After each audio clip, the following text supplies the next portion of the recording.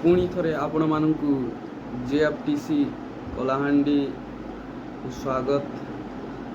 आज आम दशम श्रेणी बहिर वंदे उत्कल जननी साहित्यर वंदे उत्कल जननी कविता विषय आलोचना करिवे एवं वंदे उत्कल जननी पढ़ा आगु कविंकर परिचय विषय जानिबा उचित।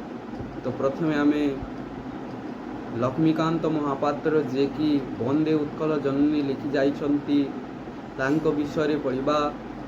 से लक्ष्मीकांत महापात्र 1888 रु 1953 मसीहा ओडिशा रे कांत कवि भाव में सुपरिचित। से कांत कविर मान्यता पाइथिले लक्ष्मीकांत महापात्र। सेतिपाई तांको कांत कवि लक्ष्मीकांत महापात्र बोली कहा जाए। ओडिया भाषा साहित्य रे उल्लेखयोग्य कृति समूह रचना द्वारा से कालजयी स्रष्टा रूपे ख्यात।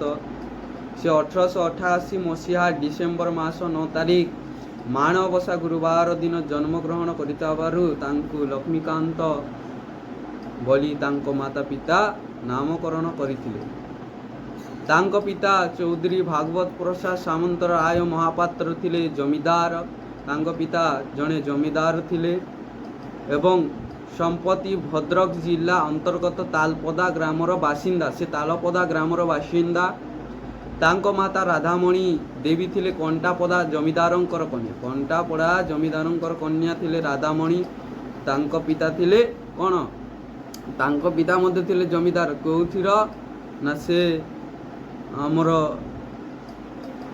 जिलार तालपदा ग्रामर से जमीदार। से कटक एवं बालेश्वर ठारे हाईस्कूल शिक्षा समाप्त करी कलिकतार रिपन कॉलेज एवं कटकर रेवेन्सा कॉलेज रे उच्च शिक्षा लाभ करथिले। से कोन? कटक एवं बालेश्वर हाईस्कूल शिक्षा एवं 10 क्लास से पढ़ी। तांकर 10 क्लास पढ़ला परे से रिपन कॉलेज एवं उच्च कॉलेज रेवेन्सा कॉलेज रो उच्च शिक्षा पाई बा कॉलेज पढ़िबा पाई से जाइथिले। कोथिर को? कॉलेज रो कटक रो रेवेन्सा कॉलेज एवं रिपन कॉलेज को कलिकतार। भाग्यर विडंबना जोगु एवं शारीरिक असुस्थता जोगु से अत्यधिक पाठ पढ़ी पारि नथिले। हेले से तांको परिवार जने गुरु पारिवारिक गुरु बाबाजी रामदासंकर प्रेरचना रे तांकर आदेश क्रमे से अनेक प्रकार संगीत को निजर संगीत को मनोनिवेश करथिले। निज जीवन रे संगीत को प्रवेश करथिले बा मनोनिवेश करथिले एवं उड़िया साहित्य रे विभिन्न प्रकार रचना करी से साहित्य रे निजर गोटे परिचय सृष्टि करि पारिथिले। तांको रचना विभिन्न स्मरणीय। तांको रचना को अत्यधिक पसंद करुथिले। तांको रचना को अत्यधिक पसंद करुथिले। पणा मामू गोटे उपन्यास से लिखिथिले। जीवन संगीत होची संगीत गुच्छ लिखिथिले। देही पर पल्लव मुदारम से गल्प रचना करिथिले। चटक चंद्र हास्य चंपू लालिका लिखिथिले। शरीर माध्यम प्रबंध रचना करिथिले। प्रभृति तांकर विभिन्न रचना अछि। किंतु से मानक मध्यरु गोटे गल्प अछि बुढ़ा शंकारी। सेटा होछि लोकप्रिय गल्प। विभिन्न अनेक लोकंकु ता पसंद लागिथिला। या बुढ़ा शंकारी 9th क्लास रे अछि एवं सबुथिरु वंचित करी ओडिशार जनसाधारण बेश परिचित।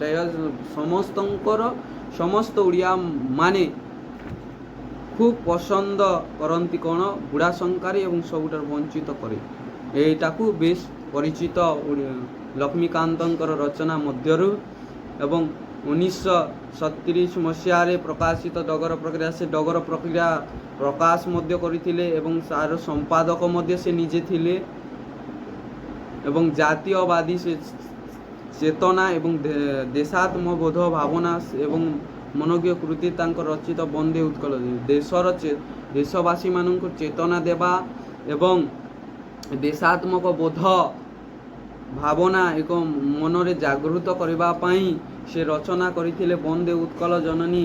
ଏବଂ ସେ ଏପରି ଭାବରେ ରଚନା କରି ଯାଇଥିଲେ ଯେ ଶେଷରେ ଓଡ଼ିଶା ସରକାର 2020 ମସିହାରେ ସେହି ସଙ୍ଗୀତକୁ ରାଜ୍ୟ ସଙ୍ଗୀତର ମାନ୍ୟତା ମଧ୍ୟ ଦେଇଥିଲେ। କିପରି ଆମେ ସେଇ ଲେଖକଙ୍କୁ ଆମେ କୋଟି ପ୍ରଣାମ କରିବା କଥା କି ଆଜି ତାଙ୍କର ରଚନା ଦ୍ୱାରା ଆଜି ଓଡ଼ିଶା ବିଭିନ୍ନ ରାଜ୍ୟରେ ବିଭିନ୍ନ ଦେଶମାନଙ୍କରେ ସୁପରିଚିତ ହେଉଅଛି। ସେ